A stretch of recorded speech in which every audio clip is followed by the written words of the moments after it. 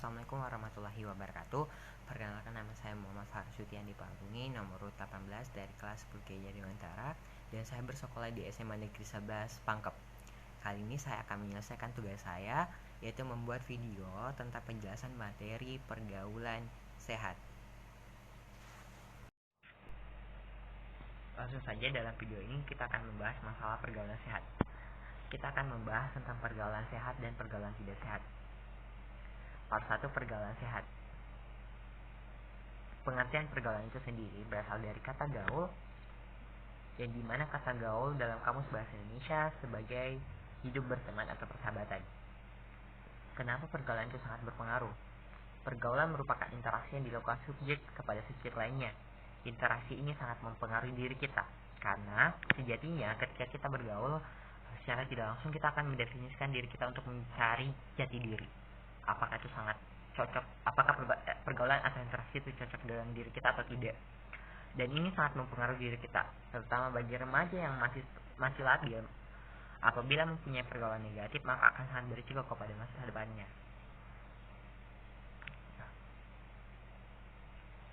Selanjutnya kita akan membahas masalah sehat. Pengertian sehat sendiri menurut Kamus Bahasa Indonesia diartikan baik seluruh badan atau bagian-bagiannya bebas dari sakit.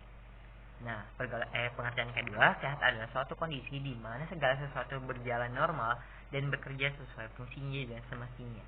Secara sederhana, sehat sinonim dengan kondisi tidak sakit. Kata sehat tidak hanya berhubungan dengan tubuh, tapi juga segala sesuatu yang dapat bekerja. Jika berlangsung secara normal dan semestinya, maka akan disebut dengan sehat. Tetapi jika mengalami gangguan, maka disebut dengan istilah sehat. Badan Organisasi Kesehatan Dunia (WHO) mengatakan bahwa sehat adalah suatu keadaan yang sempurna baik fisik, mental maupun sosial, yang dimana tidak hanya bebas dari penyakit atau kelemahan seseorang. Dan WHO mengatakan mereka mempunyai 4 komponen dasar untuk membuat stigma positif hal kepada seseorang. Yang pertama adalah sehat jasmani, sehat dalam kondisi tubuhnya. Kedua adalah sehat mental, adalah kewarasan atau mental, tidak mengalami gangguan mental.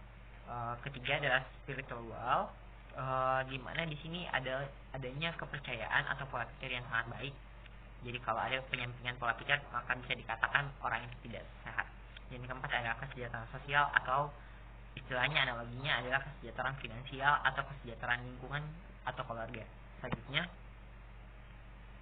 dalam Undang-Undang sendiri nomor 23 tahun 1992 di Indonesia, mereka menyebutkan bahwa pengertian sehat adalah keadaan sejahtera dari badan, jiwa, dan sosial yang memungkinkan hidup produktif secara sosial dan ekonomi, yang dimana artinya seseorang dikatakan sehat jika salah satu tubuh, jiwa, dan kehidupan sosialnya berjalan dengan normal dan sebagaimana mestinya.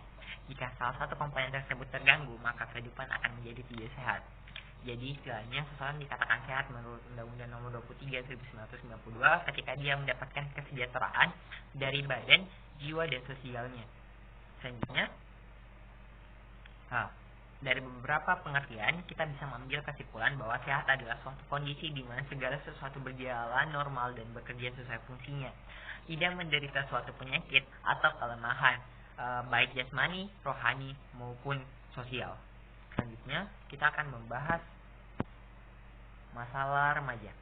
Remaja dalam Kamus Bahasa Indonesia diartikan sebagai mulai dewasa.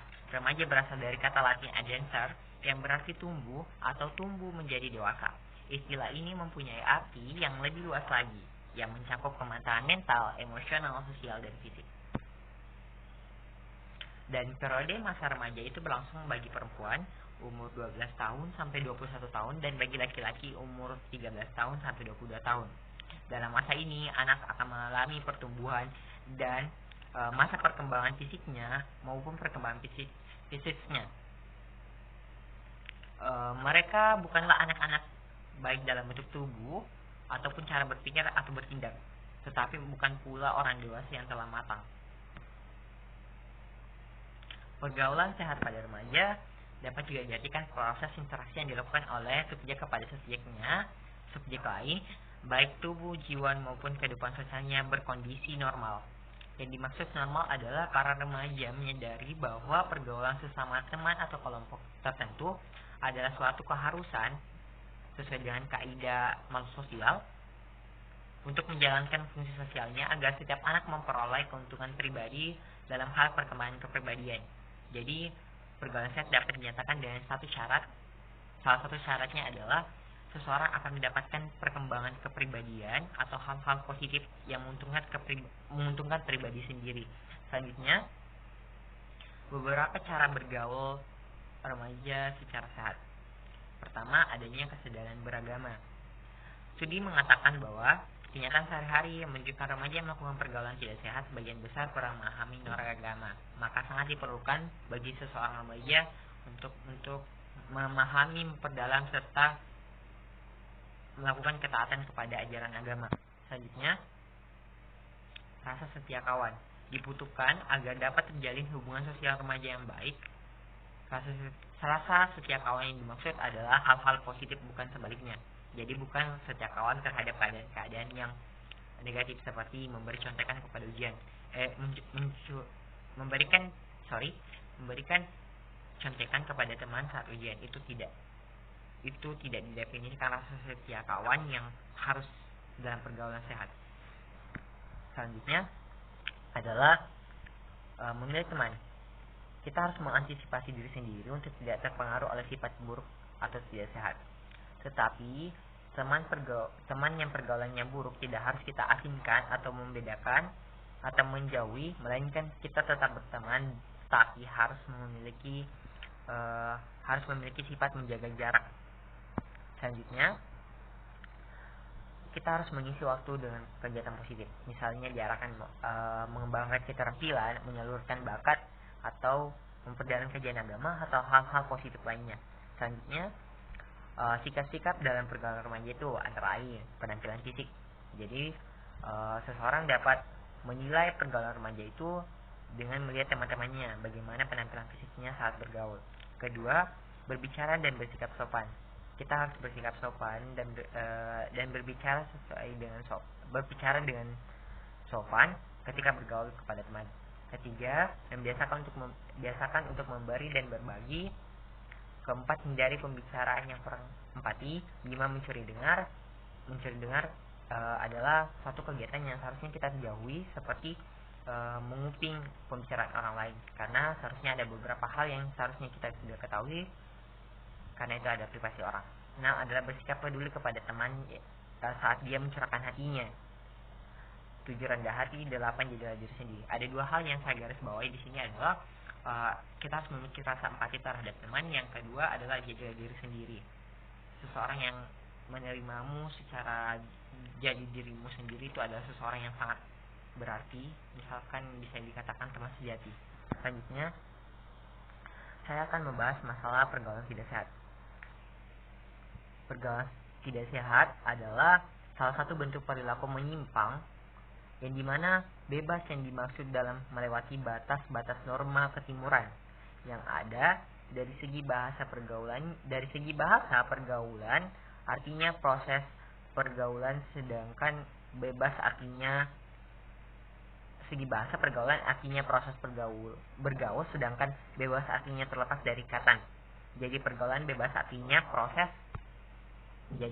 adalah proses bergaul dengan orang lain yang terlepas dari ikatan yang mengatur pergaulan. Oke. Penyebab pergaulan bebas bermacam-macam. Antara lain adalah agama dan iman.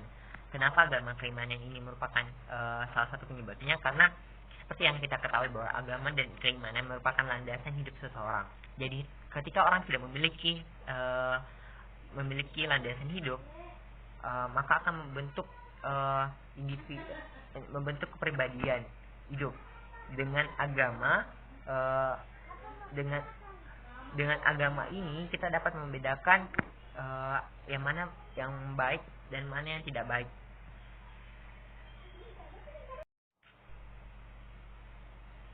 Selanjutnya adalah perubahan zaman. Seiring perkembangan zaman, kebudayaan pun ikut berkembang atau lebih dikenal dengan globalisasi. Remaja yang biasanya tertarik dengan kebudayaan barat yang berbeda dengan kebudayaan kita, sehingga mereka memicu pergaulan seperti barat yang lebih bebas dari kita yang mengambil norma-norma ketimuran. Selanjutnya adalah kesenjangan. Kesenjangan ekonomi dan pertunjukan kemewahan di media massa memungkinkan seseorang ikut terpacu untuk kemewahan tanpa melihat kemampuan ekonominya. Kedua, kesenjangan pendapat antara orang tua dan remaja mengandung arti bahwa sebagian remaja Indonesia masih memiliki pandangan bahwa orang tua mereka ketinggalan zaman dalam urusan orang muda. Ini adalah salah satu contoh landasan kenapa pergaulan bebas bisa terjadi karena kesenjangan. Selanjutnya adalah kurang kontrol, mengakibatkan seseorang lepas kontrol sehingga tidak jarang sesuatu sudah terlambat. Banyak remaja yang menganggap bahwa masalah pergaulan adalah urusan anak-anak muda. Nanti orang tua akan ikut campur tangan ketika telah terjadi sesuatu. Padahal ketika sesuatu telah terjadi, pada dasarnya sesuatu itu telah terlambat. Selanjutnya, saya akan membahas tentang tanda-tanda pergaulan sehat dan tidak sehat. Salah satunya adalah tanda-tanda pergaulan sehat berakhlak mulia, pemaaf, dan sopan. Pergaulan tidak sehat, 1. boros, 2. munafik, 3. emosional, selalu ingin melawan, malas, dan mencoba hal negatif. Dampak pergaulan tidak sehat itu sendiri, pertama, pergaulan bebas, yang dimana ini sangat melenceng dari norma-norma sosial, norma agama, norma ketimuran. Kedua, ketergantungan obat-obatan terlarang atau mengonsumsi narkoba. Ketiga adalah menurunkan derajat atau kasta sosial. Ketika seseorang diketahui oleh sekitarnya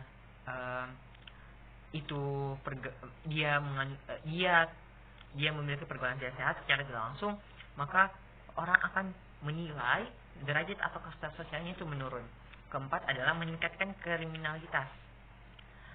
Dampak pergaulan tidak sehat itu adalah mendorong diri kita sendiri untuk melakukan hal-hal kriminalitas. Yang kelima, merengkan hubungan keluarga. 6. menyebarkan penyakit. 7. menurunkan prestasi. Pencegahannya, kita dapat menumbuhkan kesadaran akan bahaya pergaulan tidak sehat, mengetahui dampak pergaulan tidak sehat, dan memperdalam agama, membentuk jati diri dan bisa membedakan yang benar dan yang salah, memberi batasan kepada lingkungan yang salah dan mendekati lingkungan yang baik. Selanjutnya, ternyata materinya sudah habis. Terima kasih telah menonton. Mohon maaf atas segala kekurangannya. Wabillahi taufiq wal hidayah. Wassalamualaikum warahmatullahi wabarakatuh.